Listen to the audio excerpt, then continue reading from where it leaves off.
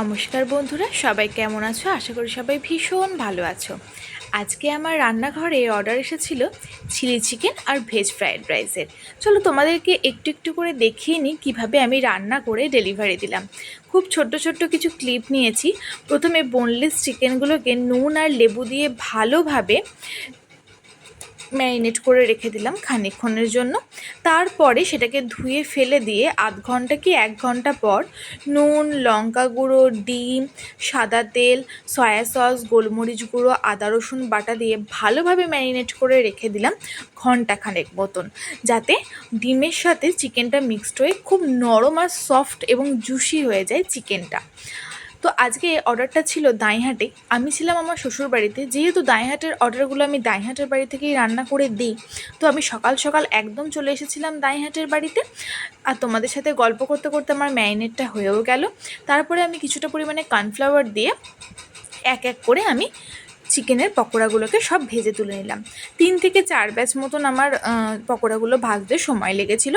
তারপরে কিউব করে কেটে রাখা পেঁয়াজ, ক্যাপসিকাম, কিছুটা পরিমাণে আদা কুচি, রসুন কুচি আর লঙ্কা কুচি দিয়ে ভালোভাবে হাই ফ্লেমে নেড়েচেড়ে নিলাম।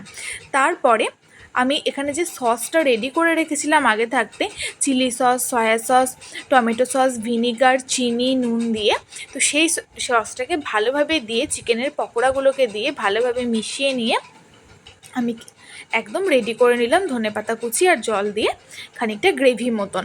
আচ্ছা, এখানে আমি কিছুটা কর্নফ্লাওয়ার ইউজ করেছি জলে গুলে। আচ্ছা, তো আমার রান্না কেমন লাগলো অবশ্যই আমাকে কমেন্টে জানিও। তো আজকে অর্ডারটা ছিল 7 প্লেট মতন।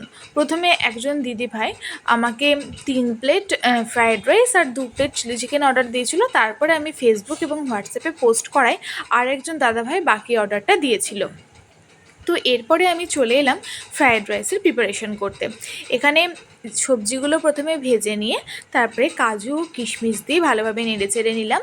তারপরে আগে থেকে যে ভাতটা করে রেখেছিলাম সেই ভাতটা প্রথমে ঘিয়ের ওপরে ভেজে নিয়ে তার মধ্যে কিছু এই ভেজিসগুলো দিয়ে দিলাম এবং ভালোভাবে হালকা হাতে নাড়াচাড়া করে নিয়ে গরম মশলা ও ঘি দিয়ে নামিয়ে দিলাম। তারপরে এক এক করে সবগুলো ফয়েল প্যাকেটে ভর্তি করে নিলাম।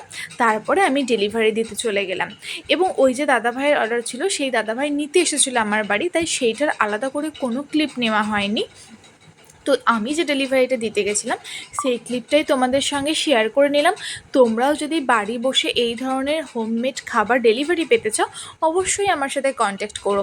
আমরা 2 প্লেট থেকে 500 ও 1000 প্লেটের রান্না অর্ডার নিয়ে থাকি। চলো আজকের মতন টাটা।